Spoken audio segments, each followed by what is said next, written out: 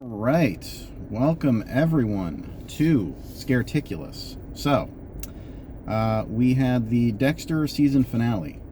Dexter Resurrection, season, whatever the hell it is now, 9, 10? I don't know what season this is. Episode 10. And this is basically succeeding over Dexter New Blood. People had a lot of criticisms with Dexter New Blood. I liked it. I thought the ending was a bit like, okay, it's going to be a kind of a bummer the way they ended it, like killing Dexter. Probably not the best idea for your TV show where people like the hero, they like the character, the titular character that's kind of often seen as a hero. I know this thing in storytelling where, if someone does something that's, considered evil or a bad act or something, they have to end up paying the price. They have to end up paying for their crimes. And I think for Dexter, he's always kind of been billed more as a superhero, as unrealistic as that might seem, because he's a serial killer. But that's how he's framed to us as a character. His presence basically, he gets rid of evil people in the world. Other killers that actually harm innocent people. Dexter has a strict code that he lives by, and I understand, that you have to kind of wiggle the morals with this. This show has always had like a kind of a conversation when it comes to morals. This what do you call it?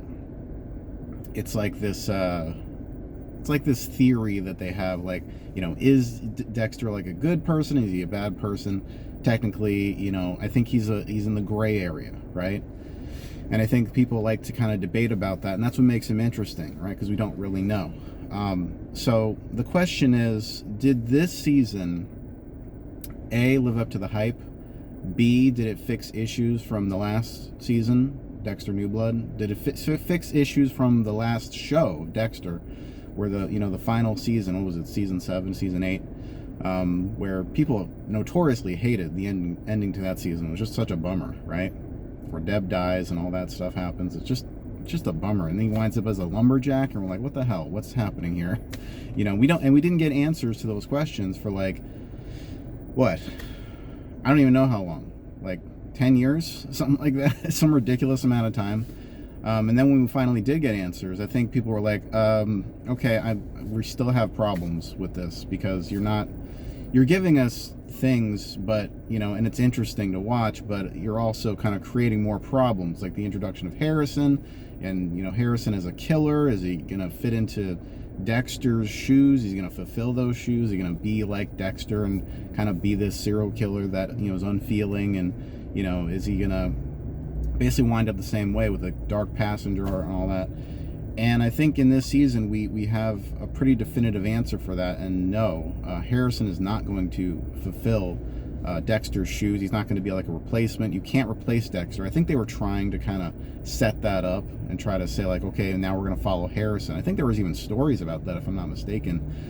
When we first were getting news, there were rumors that they were going to create another Dexter show, where Harrison was the lead, and then we get flashbacks or something from Dexter, or in Harrison's head or something, kind of like how Harry comes to Dexter, and Harrison was going to be the new killer. I don't think that would have worked at all. I think that would have been a huge failure. That would have been a terrible idea.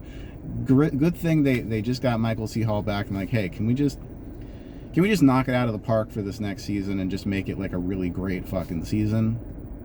And we'll kind of set it up for the next few seasons, and we'll see where things, land from there. And I think that was the best decision that they made, because this season was pretty fantastic. Every part of it, I feel was not just a return to form, but I feel like it was an evolution for Dexter. One of my biggest criticisms with the original show, and even Dexter Original Sin, which it still sucks that show was canceled, I think it still had some promise, but were the flashbacks. The flashbacks kind of bog down the pace of, an episode, and makes it, because when you're taken out of the present, you're brought to the past, that by definition slows down the sequence of events that's playing out. That is taking you out of, the current problem that's happening in the episode, and it's placing you like in a different, time period, which for, the original show was a very methodical kind of unveiling of Dexter's personality, his code, his history, the things that are happening to him right then and there. That was appropriate back then. We don't need that now. And this season, it got rid of flashbacks almost entirely. If they ever even had a flashback, it was like a split second, like a boop, just like a momentary thing, and that's all you need. You don't need like this huge flashback scene where it's like, okay, Harry's talking to Dexter about not killing, and Dexter's like, oh, but I want to kill, and it's like it's a whole thing. Instead, we just get like a momentary flash, and that's all you need, right? Quick in and out, boom. You make your point about whatever you need to say, and then we return to the present. So this season, let me get to the what I basically thought of this season. I thought it was very satisfying. I liked that Batista came back and he was hot on Dexter's trail, trying to catch him, trying to, because he's, he knows the Dexter's secret. He knows he's the Bay Harbor Butcher. He knows that he pinned it on Dokes. He has some things wrong, like he thinks that he killed Deb. He thinks that he killed Lieutenant LaGuardia. And obviously, like, he's got some things wrong. He's a little it's kind of like Dexter derangement syndrome is what I'll call this, DDS. He's a little deranged in this season. But I like where they kind of took his character. He's very passionate about trying to do the right thing and catch Dexter, but he lets his obsession kind of run away from him and kind of get him into trouble. And unfortunately, that kind of ends up with him being killed. Spoilers. I mean, this whole video is going to have spoilers in it. So, but overall, I think their journey from the beginning of the season till the end with Batista, basically coming off like a paranoid, delusional guy who's trying to pin everything on Dexter. The what's her name? The detective in New York. She's Detective Wallace. She's like, look, you got to leave. You got to get out of here because you're not even a real detective anymore. You're not the, because he was like the captain or whatever of Miami Metro, and then he retired. That we find that out later, that he's not even a real cop anymore. So he's doing this all like off the clock, and he has like a badge, but it means nothing because he doesn't have, he's not a captain anymore. So basically, he's doing all this moving and shaking, trying to catch Dexter, but he's not really supposed to be there, right? He's basically FOFOing this season, and he did find out. Him and Dexter, they kind of had their last goodbyes, right, in episode 9, where he's like, I really felt for Dexter in that scene, because it's like, he didn't want it to come to this. He wanted to do the right thing. He tried to save Batista. Batista wasn't having any of it, because he's just like, no, fuck you. You did all this stuff. It's still your fault. Even if you didn't kill them, even if you didn't kill Deb and Lieutenant LaGuardia and all that, it's still your fault. You're the reason they died. And it's like, how do you argue with that, right? You can't. Right? So Dexter, he's very enraged by this, and I think that is going to affect him moving on, because he is changed now.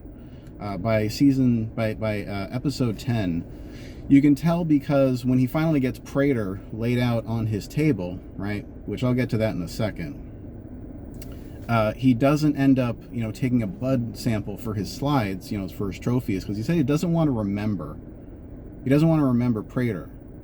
And to me, that says that, like, he's doing this more out of a sense of justice than to do it as, like, you're going to be part of my trophies. You're going to be, something that I'm going to want to look back on and remember. Because let's face it, Prater kind of made him feel a lot of agony, the last few episodes, kind of making him fear for, his son, getting his son in trouble, thinking he's going to come after his son. His son's, like, life was in danger. And that the way that whole thing shook out, I think, was a little bit clumsy and a little bit, I don't know. I enjoyed it, but it was a little hackneyed. Okay, and I'll get to that in a second. But the fact that he didn't want to, cut Prater's cheek to get the blood sample, that tells me it's like, okay, he's no longer doing this just out of a sense of satisfaction and to, relish like the kill. because even Prater mentions that on the slab. He's like, so did you want to do it for the rush of the kill? And it's like, well, no, I wanted to do it because it was the right thing to do. Is justice, that you had this coming, and I think that he's gonna kind of fulfill something that was kind of foretold, and that's why we have the Dark Passenger moniker back from, I forgot which season it was, the first, what was it, season 1, 2, 3, whichever one, where the Dark Passenger became like a thing, where he became, we kind of know him as like this superhero kind of figure, right, where he rides the line, and obviously he kills people, but a lot of heroes in fiction kill people, right? And we still see them as like this hero figure. He's more of an anti-hero, I suppose, if you want to define it. But basically, I kind of think that's where we're headed with Dexter. He's kind of more embracing that Dark Passenger heroic kind of side of himself, instead of just, I'm going to try to kill people just because I feel the rush. And, so I think that's the direction they're going to head for season 2. So when it comes to Prater and Charlie, I did feel like I was right about one prediction, sort of, that Charlie was going to soften up and kind of become almost an ally of Dexter's. Now, she didn't end up kind of like really doing that. She, obviously she was holding Harrison at gunpoint. Dexter was in the vault. He's trapped, but they have to figure something out, right? They have to figure out, like, how is Dexter going to get out of there? He knows that Prater has this obsession with the killer that killed his parents and the inmate number. I think it was like maybe the social security number at first, and he's like, wait a minute, no, it's the inmate number, something like that, as like the code to get into the vault. So he figured out, because all the files from all the serial killers that Prater knew about, I guess, were all in the vault. They just happened to be there because, I think it's a Deus Ex, plot device kind of thing. Basically, that if those weren't in there, Dexter would be fucked. Like, there's no way he would have gotten out of that. So we're just lucky that Prater happened to trap him in there with all the information he needed to get out of the vault. He just needed to make sure that Harrison, and I really like that kind of weird spy game thing where Harrison like has him in the, the iPod, or what was it called? These, I forgot what were iPod like earbuds or something like that. AirPods. I'm not an Apple person. Sorry for anyone who is. So, that little spy game where he puts Harrison puts the AirPod in his ear, and he's got the phone in his pocket, which I doubt they would let him have like a phone sitting in his pocket while he's on the job serving people like champagne at this, this really upscale like gala for, police all over the city or whatever. But whatever, let's just say that, he got away with that. He was in and out very quick. No one noticed. He ducked and weaved to try to avoid Prater and Charlie at the event. Pretty lucky, I guess, he got through there. Then when he gets up there to try to get to Dexter, Charlie just so happens to be, behind the door to get to the vault. And this is when Charlie is holding him at gunpoint. Dexter's on the phone from inside because he called on Batista's phone, right? And that was a kind of a funny exchange where Harrison was with his girlfriend, which she's like a big question mark at this point. I feel like we're gonna get more into her character in season 2. I don't really have much else to say about her. They already kind of brought up the fact that she's got stuff wrong with her hand or something. That'll come into play later, I'm sure.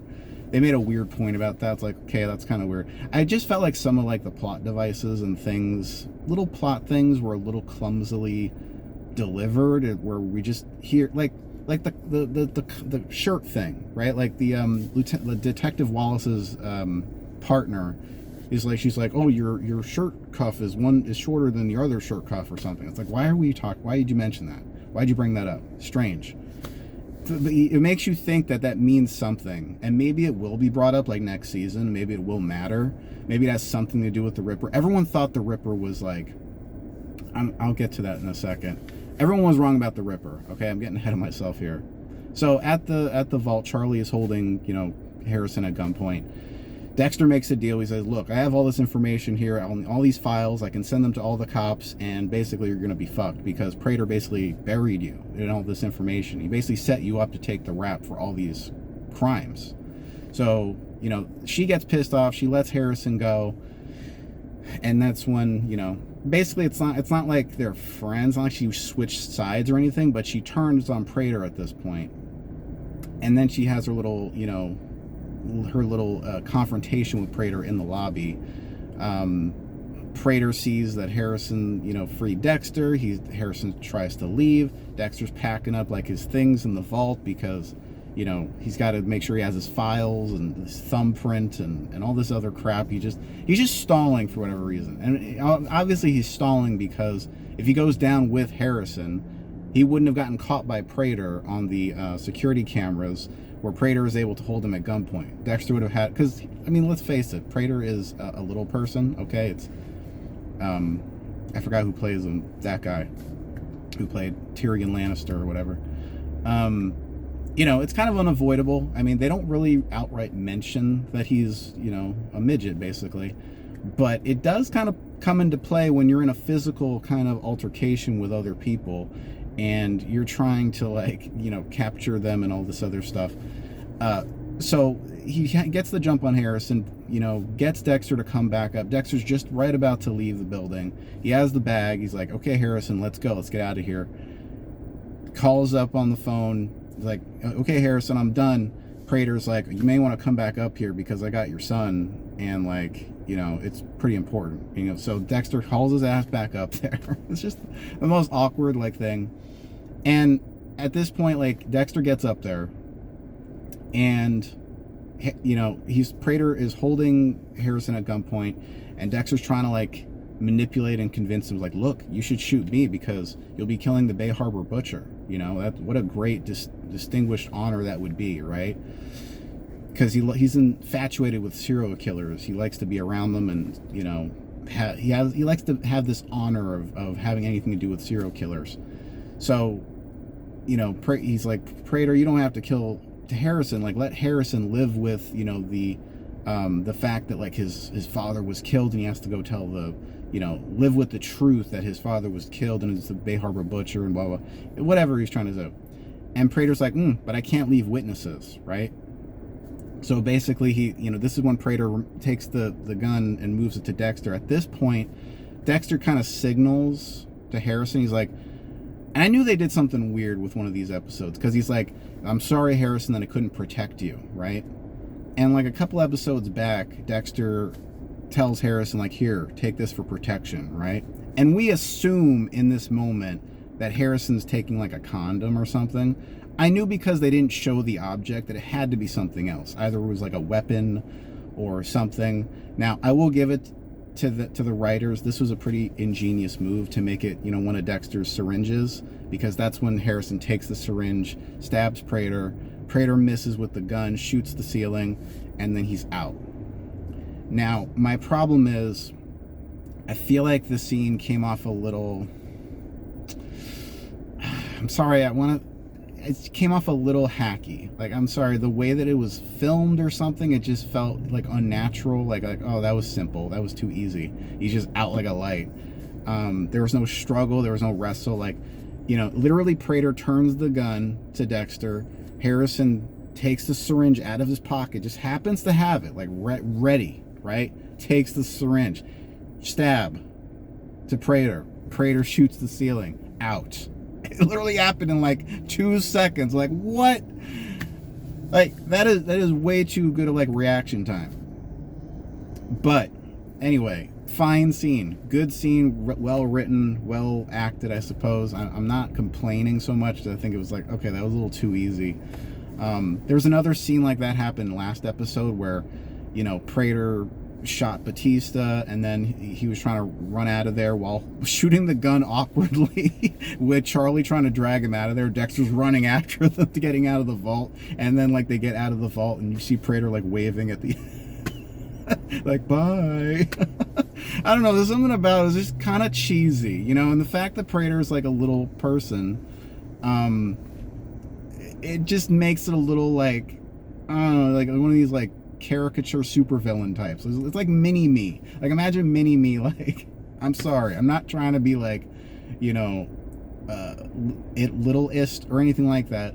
It's just when you're talking about a threatening villain in a series like this, you want them to kind of come across as scary, or threatening in some way. Now, the way that Prater is intimidating is because, the guy who plays him, which I forgot his name.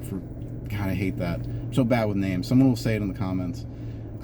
He's really good at kind of playing intimidating, and he's good at he's just a good actor.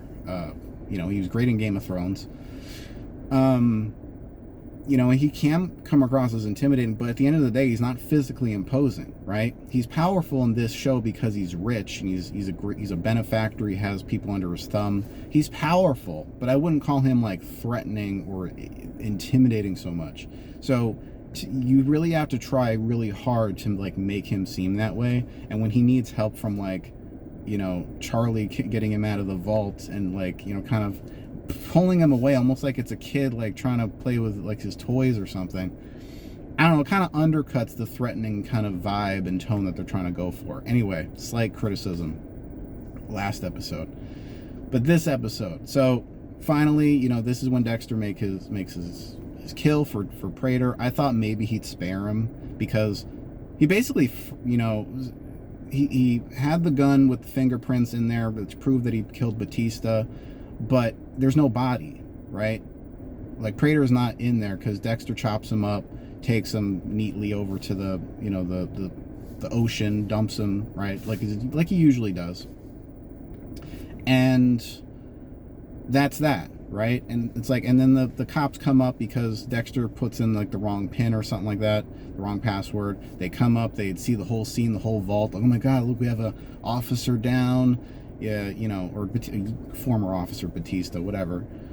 There was a gun here. You'll never guess whose fingerprints are on this. How'd you get the fingerprints that quick? Doesn't it take like a day to get fingerprints processed? Like, and are Prater's fingerprints in the system? Like, how would you get those so quick? How did you know they were Prater's? You know what I mean? Like, it just feels like it was too neat of like a resolution. And then they find all those files. The Ripper is on one of those files. It's some name like Tom Comp or something like that. I forgot what his name. Pomp. I forgot what the name was. Some weird name. And then we see, Detective Walsh. She's holding the file. Like, oh my God, it's the Ripper.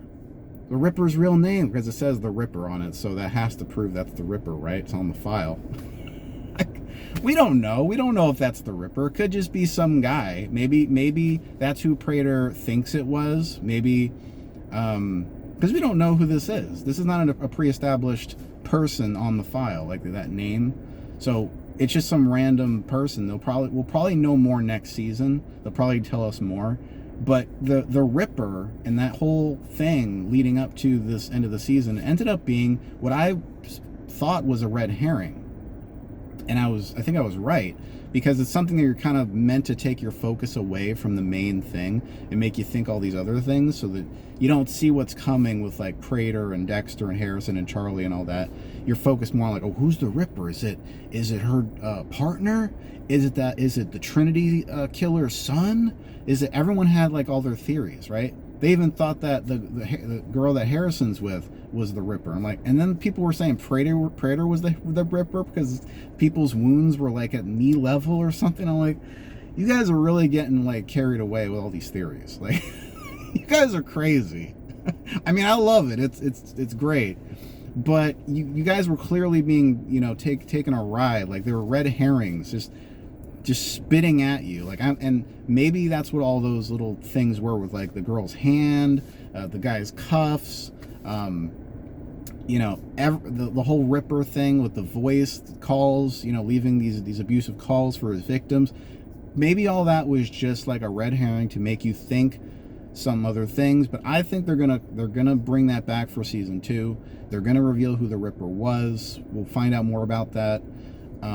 I think it's a little too early to decide definitively now, like, who the Ripper was, or that it's nobody and then it's just all wrapped up, like, all clean. Like, I don't think we've heard the end of the Ripper story. Like, I think there's a lot more to it that we're going to find out next season. I think people are going to want to know more. I think that the name that Prater has for the Ripper, I think that's a red herring. I think that there's way more to that story, and it's not going to be as easy to solve as just, oh, it's on the file, I guess we can go arrest them. I think it's going to be more complicated than that.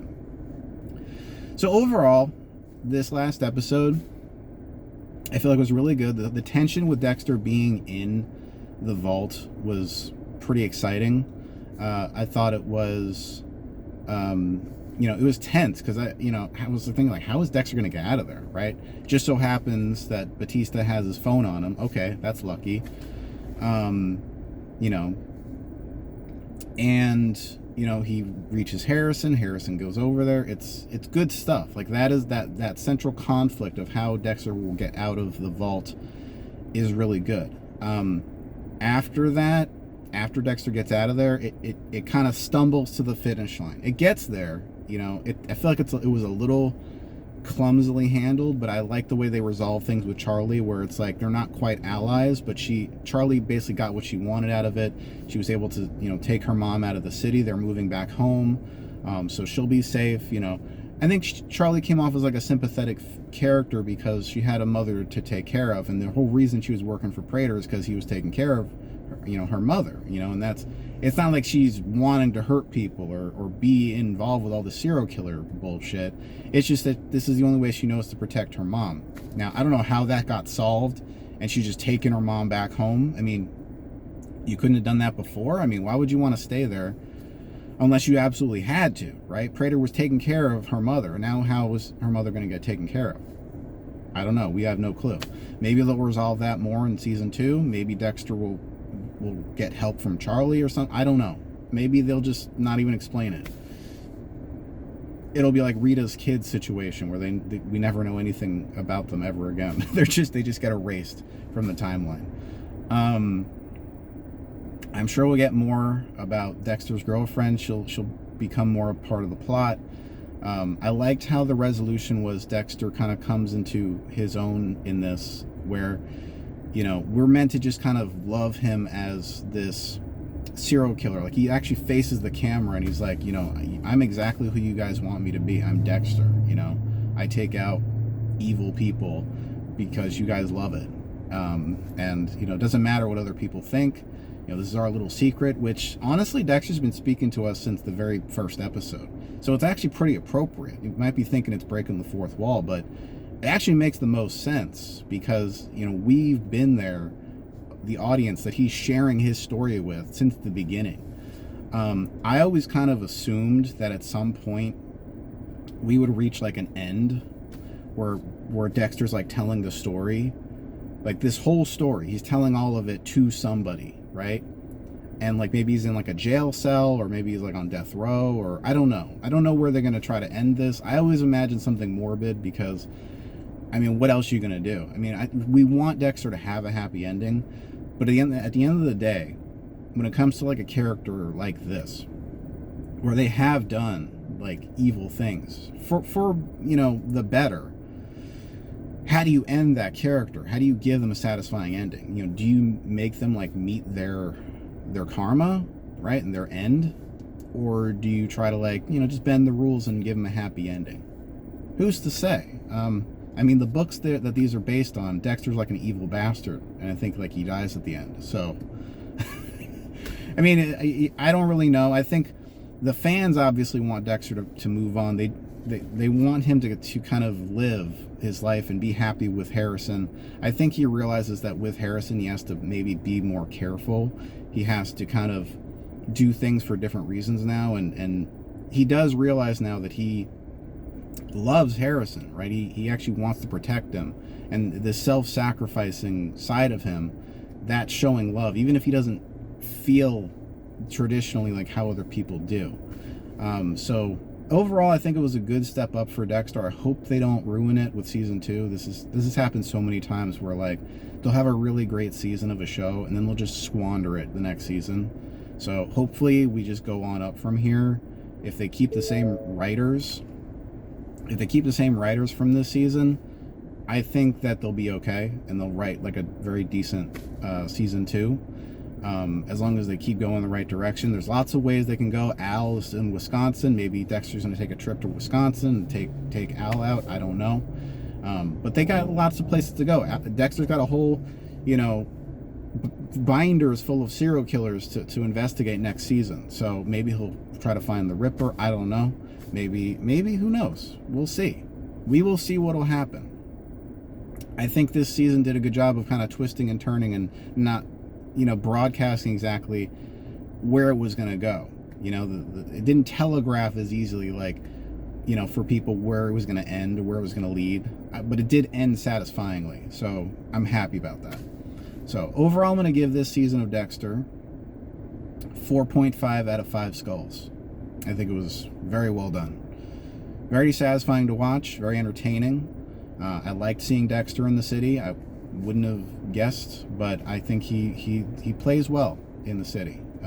Don't go to New York to actually visit. You'll hate it. But just watch Dexter in New York. It's way better. Way more entertaining. So that's it for this review. If you liked it, please give me a thumbs up. I know it was long. I don't really care. Hope you enjoyed it.